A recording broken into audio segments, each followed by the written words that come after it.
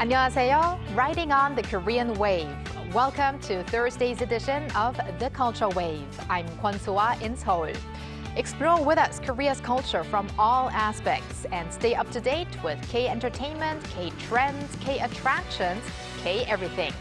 Thursday means our co-host Bella Kim is back in the studio. Hello, Bella. Hi, Soa, and hello to everyone joining us today on The Culture Wave. I'm Bella, back again to co-host and fill you guys in with some exciting K-entertainment news. Bella, the K-pop Demon Hunters phenomenon doesn't know how to stop. I mean, people watch the movie again and again, and they listen to the soundtracks nonstop. Including myself. And also, we recently discussed this K-pop Demon Hunters on our show, and today actually we're gonna delve deeper into the K-pop in the film and also the latest K-pop trends, right? Right, that's going to come up.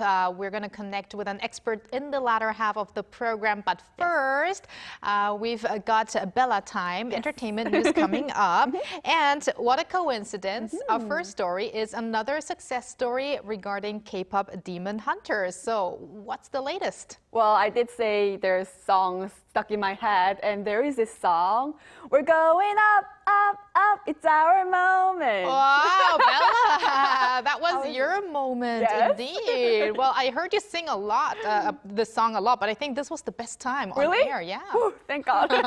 Well, K-pop Demon Hunters is definitely going up, up, up as the movie set a new record as the most watched animated film on Netflix. On Wednesday, Netflix announced on social media that K-pop Demon Hunters became the first work in Netflix movie history to hit the highest views in the 5th week of its release. Additionally, it is currently the most watched content across both English and non-English movies and shows, emphasizing that it has become the most watched animated film in Netflix history. We also talked several times on our show about the explosive popularity of its soundtrack. Well, the songs by Huntrix and Sada Boys are still sweeping music charts both in Korea and the US, including Spotify, Billboard, YouTube Music, and Melon. Well, I can't wait to talk more about those songs later on. Next up, now this was a pleasant surprise. The ambassador for the 2025 APEC has been chosen, and it is G-Dragon! He has been appointed honorary ambassador for the Asia-Pacific Economic Cooperation APEC Summit that will be held in Gyeongju in October. Prime Minister Kim Min-seok announced the news on Wednesday, describing G-Dragon as South Korea's leading artist who has continuously demonstrated creativity and innovation, including by transmitting his music into space earlier this year.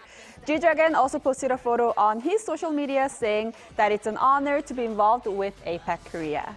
As an APEC ambassador, he will participate in promoting key messages of the APEC Summit to the world and appear in promotional videos. Well, GD really indeed is a cultural icon here in Korea and also for many fans around the world. Right. We actually recently, when we talked with Professor Tizard about the development of Hallyu from the very first APEC to the second APEC, I did actually predict that maybe there's going to be a K-pop star who's going to be the ambassador. And now we have GD here. I wish he would be here with us to talk about APEC one day. If you're watching the show. But Bella, from one shusu or superstar to another superstar, we're going to talk about a singer, but of a slightly different genre, right? That is correct. Singer Im Young-eun will return with a full-length album after about 3 years. His agency, Mulgogi Music, announced the release of his second full-length album, I'm Hero 2, by releasing a teaser video on his YouTube channel. The new album will feature songs from various genres, including ballad, throat, pop, hip-hop, dance, and folk, showcasing his wide musical spectrum. As his first full-length album, I'm Hero, swept the charts at the time of its release. Expectations are, of course, rising for the second album as well. And for fans who are waiting for his second album, I'm Hero 2, will be released on various music sites on August 29th. Well, earlier I mentioned that he's a superstar of a slightly different genre, but now that you mentioned that he's even going to have hip-hop elements in there, it's maybe not going to be that different from GD. I mean, I think he'll probably pull it all off. Definitely. But thank you very much, Bella, for pulling off the K-Enter news and that golden singing before, and stick around. Will do. Now let's go over to our AI anchor, Ari, for more on the culture front. Ari, take it away. Hello and welcome to your AI guide to the latest cultural updates from Korea. Here's our top story. Amid a prolonged slump in the Korean film industry, the government will roll out 6,001 movie ticket discounts starting Friday. A total of 4.5 million discount coupons will be provided, with each person eligible to download up to 2 coupons available on the websites of major multiplex chains such as CGV and Megabox. The discount applies only to online bookings and cannot be used for tickets purchased at the theater. With this year's cinema attendance expected to hit a 20-year low, excluding the pandemic period, attention is focused on whether the government's efforts will pay off. The Korea University Theater Festival, the nation's largest festival of its kind, has opened in Yongin. The final 12 teams that advance through fierce competition will showcase original productions, including a reinterpretation of Shakespeare's Othello. This year's preliminary round drew around 80 teams, with a competitive selection ratio of roughly 7-1. All performances are free and open to the public, with reservations available through the Yongin Cultural Foundation's website. A new, nighttime media art exhibition is lighting up the Cheonggyecheon stream in central Seoul. Titled Cheonggye Ocean, the exhibition captures the charm of Seoul through wave-inspired media art. It spans 3 zones, a 40-meter section of the stream, a walking trail near Gwanggyo, and a gallery space, featuring immersive water surface light projections and interactive installations. The Seoul Tourism Organization plans to continue transforming Cheonggyecheon into an urban art space, with a variety of media art displays scheduled through the end of the year. That's all from me. Stay tuned to the Culture Wave.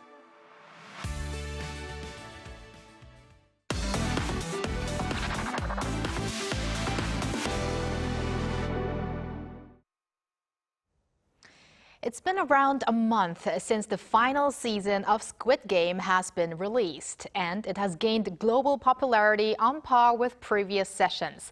In this next report, we look at what significance and impact this has on Korea's content industry and what challenges lie ahead.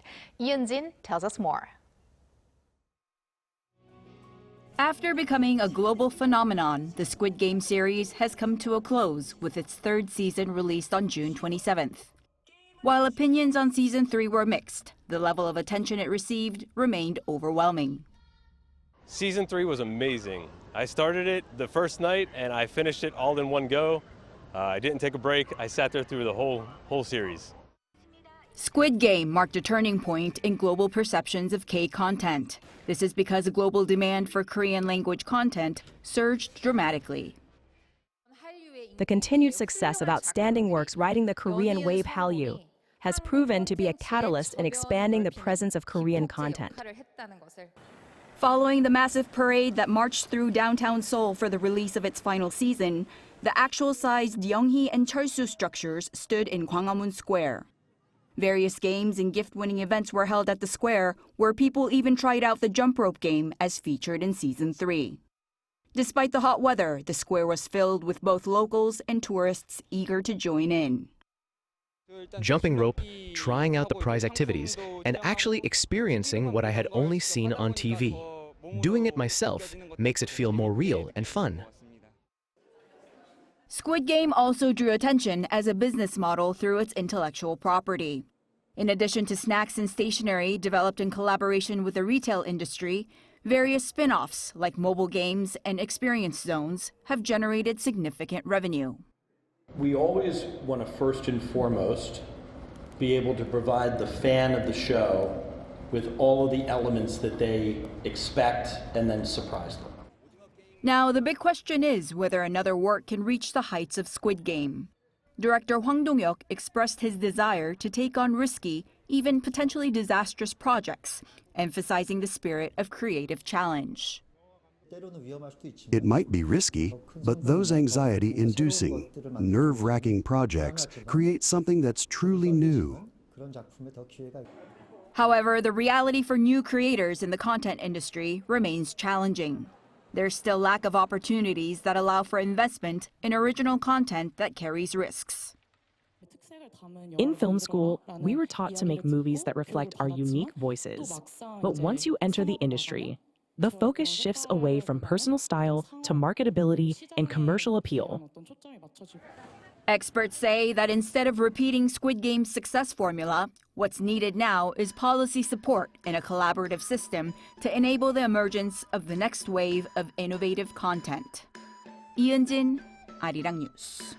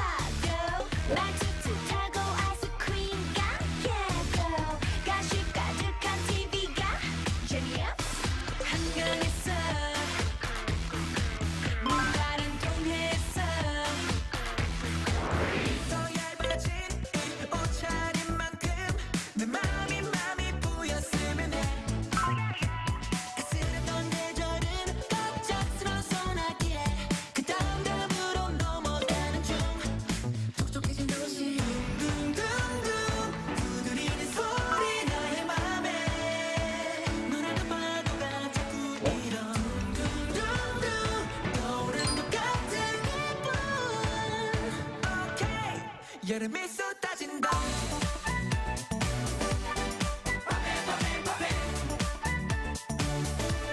여름이 쏟아진다. 여름이 쏟아진다.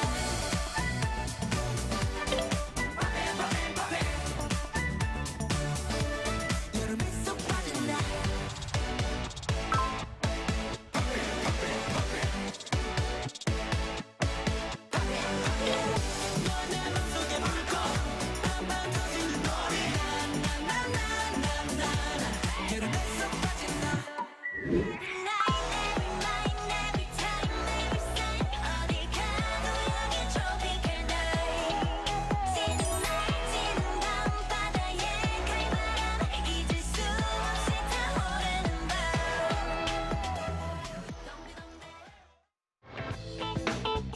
Here's a note to Arirang TV viewers.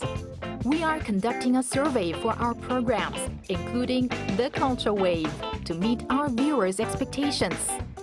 Please visit us at www.arirang.com or on the mobile app Arirang TV to give us your valuable feedback. You also have a chance to win some Bluetooth earbuds and K-pop merch. Sometimes soft, sometimes powerful. K-pop music trends change rapidly, driven by listeners' tastes and cultural trends. That's also reflected in the recent Netflix animation hit KPop Demon Hunters. Now, for more on the K-pop music in this film and the fast-changing K-pop industry trends, we are now connected to our expert Claire Marie Lim, music technologist, artist, and faculty member at Berklee College of Music. Hello, Claire. Hi, Claire. Hi, Soa. Hi, Bella. Thanks for having me. Thanks for being on the show with us today. Now, Claire, it's almost hard to tell whether Huntrix and the Saja Boys are real K-pop idols or not, as the K-pop groups from the animation musical film KPop Demon Hunters have conquered the Billboard charts, and you can hear people sing along to Soda Pop and Golden, just like Bella did before, now all around the world. So, Claire, do you feel the K-pop Demon Hunters phenomenon around you? Yes, absolutely so. And that was a great rendition, by the way, Bella. But yeah, I remember the very first time. Yeah, I remember the very first time that I saw K-pop Demon Hunters on Netflix, and I immediately thought the show seemed super interesting. Later on, when I was browsing on the internet, I actually realized that a number of the people involved were colleagues in the industry who I had encountered before. So I was really excited. And when I watched the film, I was completely blown away. I enjoyed it so much. And I think what speaks to how big of a phenomenon this all is many of my friends and contacts in the industry and in academia who don't usually follow K-pop, they love the show too, and they were reaching out to me to talk about it. So this was the perfect project for a lot of them to get even more familiar with K-pop. Wow. So who is behind this, hit soundtracks that we're all addicted to? And how have these creators kind of led this song to such success? Yeah, so the short answer is many active and experienced K-pop songwriters, producers, and artists were involved, and I think that directly relates to how successful the songs were. I would say that the songs were able to connect with a wide audience really well, and for multiple reasons. So, of course, the songs were able to function within the plot of K-pop Demon Hunters as a movie, and that helped to move the story forward, which I think is similar to a lot of hit songs from other musicals. In general, like Wicked, for example, just to name a recent movie adaptation. But the songs are also fantastic as standalone pieces. Topically, they speak to universal themes like self-esteem, personal growth, breaking free, forgiveness, which are very relatable. And they are produced in a way that mirrors a lot of current K-pop, where you've got hard, punchy tracks that are delivered really confidently, but you've also got some more laid-back, introspective moments with softer notes from R&B. And then again, you also have just some straightforward, cheerful, and fun pop dance tracks. So going back to the question of who's behind it, it takes a lot of skill to do all that I just mentioned, and I think that's where the songwriting and production team really deserves a huge amount of credit. So many years ago, I actually got to know Lee, who is one of the songwriters on the soundtrack, at an event for artists in New York that I was also attending. And she's the singing voice of the character Rumi in the show as well. But she's such a prolific musician and vocalist who's been actively making K-pop for years for artists like aespa, Twice, Red Velvet, EXID. And that was the case for a lot of the other songwriters and producers involved also. Right. And Claire, I really have to agree with you on that. The songs, they are also really standalone hits because I actually listened to the songs first before I got to watch the movie. So that really shows that these are really K-pop songs that you would listen to on a daily basis. Definitely. It's stuck in our heads. And speaking of these songs, there's a number of Korean lyrics actually involved in these songs, including Golden or Soda Pop and many others. What impact does this Korean lyrics have on the viewers? Yeah, that's a great question. I think the Korean lyrics are an important part of the appeal. And even if it's just a few lines, they really help to keep the songs rooted in the K-pop identity, even when the group is, in this case, animated or if the audience is global, as it has been with this Netflix distribution. And it's funny because in the past, a lot of K-pop fans who are international, they would be used to singing along to Korean parts in K-pop as a part of the experience, even if they don't speak the language fluently. So I do think it creates a sense of connection to Korean culture and the roots of K-pop. I find it very interesting that we have a lot of K-pop artists who have a little bit of English in their lyrics. So that's usually kind of 80% Korean, 20% English. But here we see the other way around happening because it is an American production. We have around 80% English and 20% Korean. So I found that part very interesting. Now, going more into the Korean part of that movie, Maggie Kang, the Korean-Canadian director of the film, did mention that she didn't want this to become a kind of traditional musical movie, but rather one that has real K-pop music that speaks to the K-pop fans. So what are the elements that made the songs real or authentic K-pop? Yeah, so apart from the overall authenticity and spirit that I think the producers and writers brought with their firsthand K-pop experience, like I mentioned just now, there were a couple of elements that did stick out to me as really K-pop in nature. So for example, in terms of musical genre or even subgenre, the styles of all of the songs on the soundtrack can be found in current K-pop, which I think is great. So for example, a song like Takedown with a halftime breakbeat groove and influences from trap and bass music, that has a really similar sonic palette to songs by Blackpink or NCT 127 or Baby Monster, and even KDA, which is the virtual girl group from League of Legends, and a song like Soda Pop that has a 4-on-the-floor groove with influences from house music, dance music, as well as bubblegum pop. That is really similar to tracks that have been released by BTS and Twice and Astro, just off the top of my head.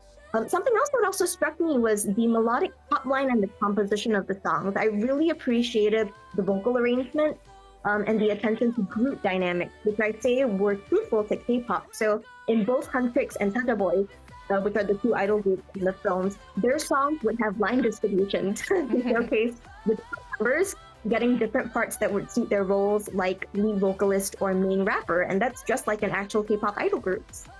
Wow, those are the elements that kind of, make it seem like a little bit more real K-pop. And we can actually see a variety of K-pop styles within the film, just like the real K-pop world as well. There are styles that dominate others more, like the easy listening songs were very popular before. So please tell us about this trend as well. Yeah, sure. So in the context of K-pop, easy listening tends to refer to songs that have an overall smoother and more relaxed feeling to them. Or even if they're more on the upbeat side, they tend to be more cheerful and positive. So some prominent examples could be songs that tend to come from groups like New Jeans and To Us. I've noticed that these songs often have retro influences too, such as from older genres like UK garage or synth pop, which were popular and rising in the 80s and 90s. And that can also give these newer songs a more nostalgic edge. So in tandem with the positive vibes, that can really make for some great tracks that are easily played on repeat. And Claire, if I'm correct, that was especially very popular last year. Now, it looks like now hard listening is becoming a thing again. So could you define that for us as well? And why would people like to listen to hard listening if it really means that it's hard to listen to the song, if that is part of that definition? Yeah, sure. So hard listening in K-pop, now that often refers to songs that are bolder and energetic, like you noted. So it's usually a bit harder in style with a powerful drum groove and usually heavy bass from a production standpoint. So groups like aespa, Stray Kids, Cat's Eye, they have many songs that fall into this category. But as for why people are listening to it, I don't think hard listening necessarily went away completely, like it died out. And the same goes for easy listening. But between these sides of the spectrum, I think there's always a desire for some variety amongst audiences, and these trends will kind of come and go with the times. But at the same time, I think we can't exclude the influence of social media. With the rise of short form content on TikTok, Instagram Reels, YouTube Shorts, content in general needs to hook listeners in the very first few seconds if you want good audience retention. So for hard listening songs that have a catchy hook, that's where they excel. And it's not to say that easy listening songs can't do this, but I do think that a lot of hard listening songs have been specifically designed to inherently have flashier, bolder movements in sound and in choreography and in visuals. So all of that collectively is really great at capturing attention and making an audience want more of something very quickly. Well, I have to say I like to listen to easy listening songs and hard listening songs, like a mix of it on a daily basis, have that mix on my playlist. But Claire, who creates those trends and why is this changing so rapidly? And does this actually have an impact on the K-pop groups? Because maybe some might worry that the identity of a K-pop group could change if they have to always adapt to these trends. Yeah, in terms of trends, it's hard to pinpoint who exactly, is in charge of them. And that's because music trends usually originate from a combination of factors. So for example, there could be new music making technologies that make music creators experiment in certain ways, like the initial rise of autotune back in the day. But there could also be general cultural shifts in society or across the internet, which could collectively draw us to certain types of genres or aesthetics. And of course, we also have to think about the overall creative evolution of an artist or a group over time. So all of those factors could be reasons. But as far as how quickly trends are changing, again, I do have to go back to social media and the internet. I think they have a part to play.